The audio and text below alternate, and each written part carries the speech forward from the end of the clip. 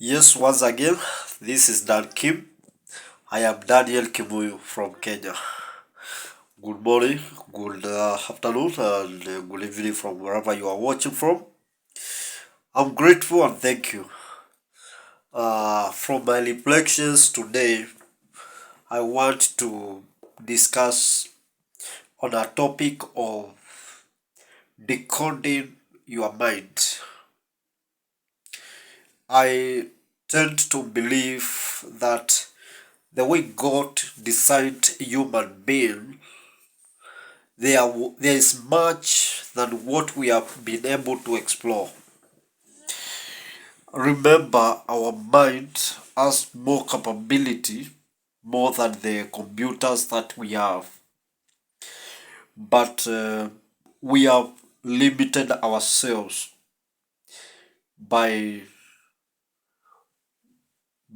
over reliance on certain things which I'm going to mention. Uh, I want to do a recap of the inventions which happened. Like, for example, we have explored minerals, we have innovations around telescope, airplane, uh, even the phones we are using, the communication channels. We have innovation around even electricity itself.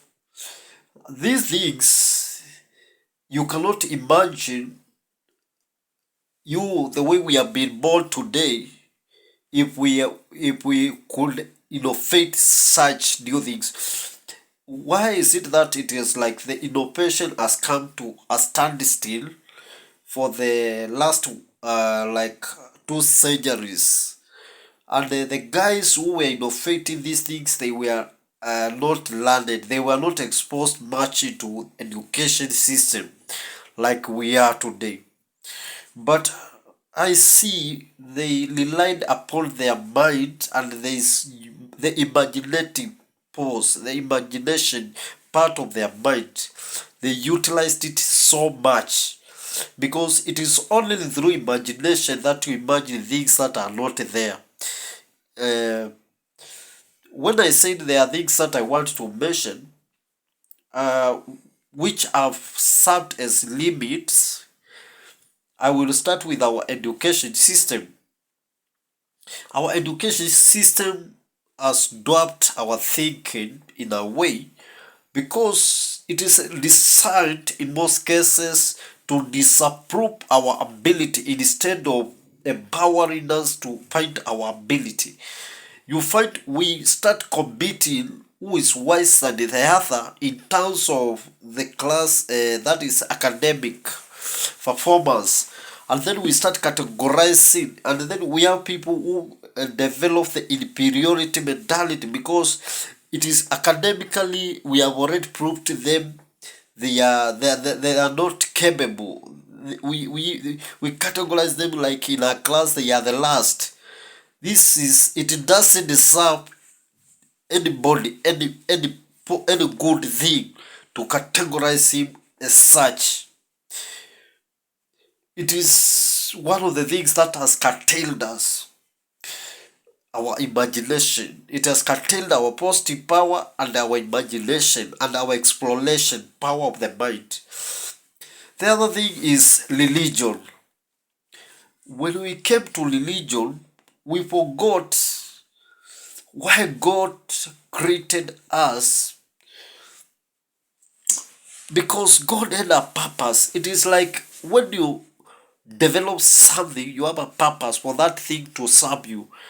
But today, the humanity is not ready to explore why did God first put the mind, the eyes, the ears, and everything. Why are we deciding the way we are? It is those everything has a functionality, and God designed us in a way so that we can be able to maneuver, to be productive. But religion has brought us into a way like we have to get our answers from somewhere else. It has diverted our from being solution minded. We think if we are sick, our healing should come from somewhere else, imaginative, somewhere spiritual. It has already curtailed that power. And in most cases, we find in most of the innovations which are happening, even religious wise, we see them like competing against God, which is not the case.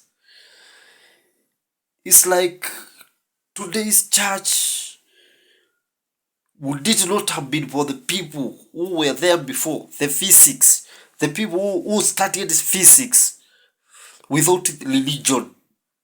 We won't have this electricity. We won't have these speakers we are using to preach. We won't have these microphones we are using. Everything, broadcasting, everything related to physics and science.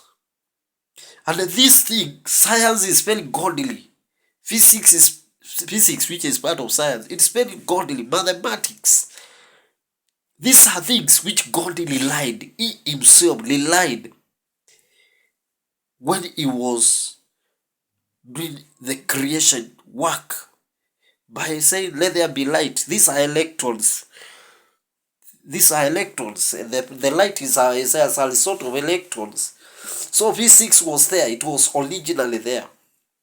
Science is not in conflict with gospel, but gospel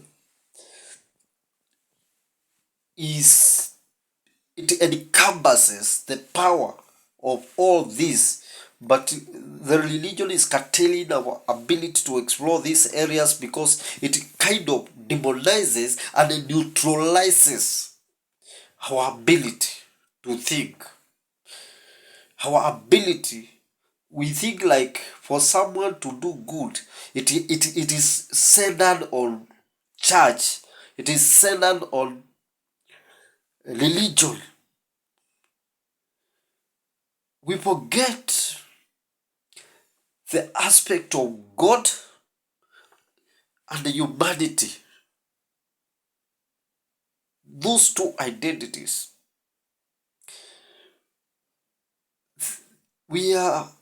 God is our source.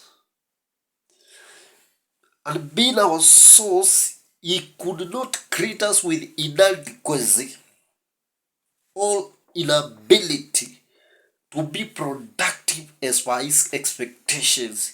It is good to explore how God has designed us, the mechanisms in us, because we are using aeroplanes but in today's church it would be contradictory to think someone is flying over the air. They will say he is contradicting God. It is like those who were building the Babel. Yes, the Babel Tower. But now my topic was, let's decode our mind. Our mind is so powerful that it can build something out of nothing. And that is why in the moment you feel inadequacy, it is your mind is meeting a challenge that is trying to overcome. And that is when you need to supply your mind with. That is, now you have to set to understand your mind. When I say to decode your mind, it's to understand how your mind is designed. It has the conscious and the subconscious. Subconscious is always the wandering power. The wandering power. Conscious is like we can say it is like the RAM and the ROM. The conscious is the inbuilt memory. The subconscious, it is assuming, it is speaking everything is true. Everything is true. Everything is true. If you believe you are stupid, it says you are stupid. If you believe you are broke, it says you are broke. Even if you don't have money and you believe you are rich, the subconscious believes you are rich. And that is now the power, or it starts manifesting. That is why I was on the point of, if you feel depressed in a way, if you feel like something is stressing your mind, remember that is something your mind is trying to overcome, and it is now time to supply your mind with the necessities, with the power. It is like when you are driving, you can feel your vehicle now needs to be on the four-wheel drive mode. It needs more power. It means like you need to realize to decode your mind, and then understand the metaphysical part of your mind. Your mind is vibrating. Like, by the way, there's what we call bioelectricity. Your mind is as electricity. Your mind produces electricity. It communicates electrically. The cells, they are sending signals through electrons, and the neurons in the mind. So that's how you need to decode it to understand what is really happening. When you are experiencing headache, what could be happening in your life? What could be happening in your mind? And how can you solve that problem? Through the mindset, through the thinking patterns.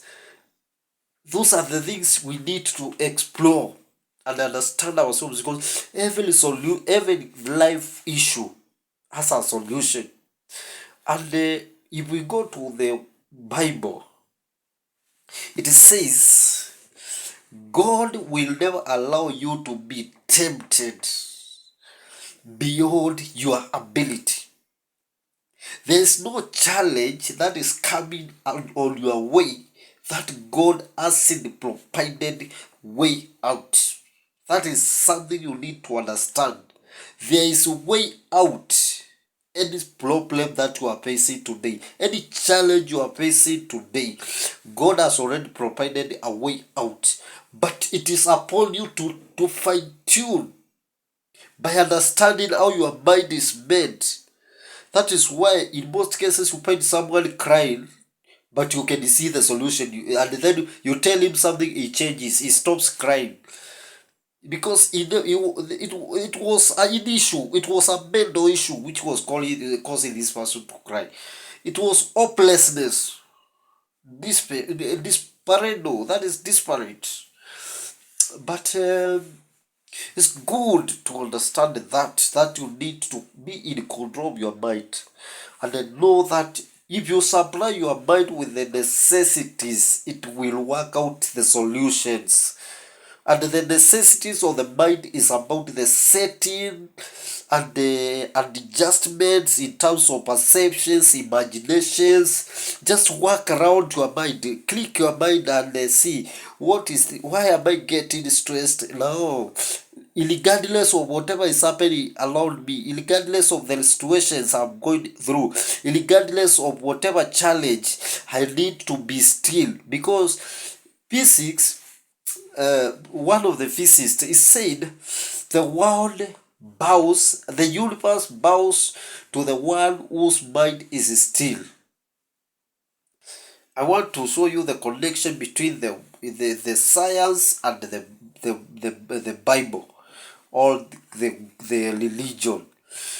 In the Bible, it says, "Be still, and you shall see my salvation, all my deliverance." All you will see the solution. Be still.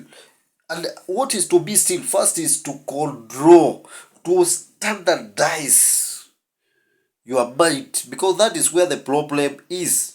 Standardize your mind, then you will see the solutions. As I speak this, I have been jobless for the last since August 2022. I have been having a court case that has been running, and being in my position, it has distracted my life in a way. It has distracted my career, I see, but I saw what is this thing? What is it trying to achieve in my mind? It is trying to bring depression. I can't allow that. It wants me to be depressed. I can't allow that. It wants me to like lose control of life. No, I said I cannot allow that. I had to honor my mind. Be still. There's a solution out of this case. There's a way out, and the way out is already there, but you have to be still, and also be selective on the voices you are listening, the people you are listening, the things, anything you are entertaining that is linking you. But even the friends, what are they saying? Their friends, you see, we are living in a world of positive and negative energy, and our interactions, they either produce positive energy or a negative energy. Our environment may either produce positive energy or a negative energy. That's why to some extent they say cleanliness is second to God. You have to create an environment that is positive within you. You have to create friends who are positive. Life is about choices, it is about selection. Because they say if you brought a millionaire and a poor person here and took take the millions from this millionaire and give the poor person and let them go, the millionaire has not become poor. You have taken his millions, his wealth, everything, and you have given the poor. The millionaire has not become poor, but the poor has not become a millionaire. He has millions, but it is a matter of time before they go back to factory setting. If there's no intervention that happens to trigger the mindset of this poor person, why he was poor, because we have also that option. Remember the case of the prodigal son in the Bible. He went, he wasted whatever he had, then he realized I'm back to poverty, and now it triggered back the thoughts, the mindset, and he was restored. So the problem is not, it is not that you don't have money, it is not that you don't have education, it is not that you don't have any the things you think you don't have. Those are not the problem. The problem is the mindset. In fact, it is the mind that is telling you you don't have those things. Your mind should tell you you have all those things. I've given an example of a millionaire. After taking the wealth of that millionaire will still remain with the mindset of a millionaire. The poor person, you have not changed the mindset. He has gone with the mind of a poor person. And the likelihood of after 2 years you meet the poor person poor and the millionaire rich again is too high. So we need to keep on decoding and understanding how our minds work and adjusting our mind and our vibration. In fact, there is what we call vibrating to the right. You see, we live in a world of power, and you tap the power that is within you. It depends on your vibration, your level of vibration.